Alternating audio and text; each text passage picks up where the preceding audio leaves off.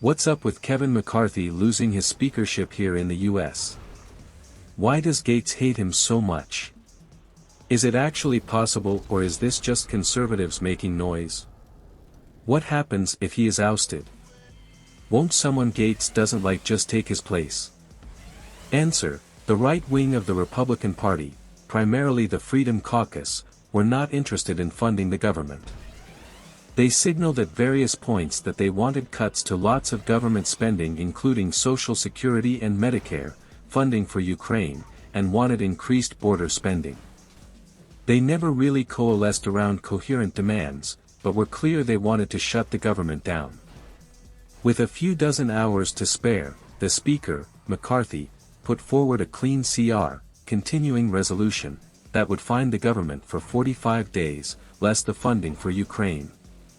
That spending is not dead, it would be debated during that 45-day window.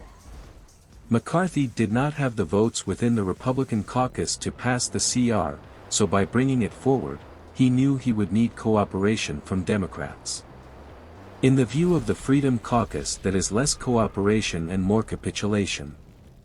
The CR passed, and Gaetz, in retaliation, is trying to end McCarthy's speakership. Back in January, House hardliners negotiated a deal with McCarthy that allows any single member to bring a motion to vacate, which requires a vote to oust McCarthy. This is what Gaetz has done.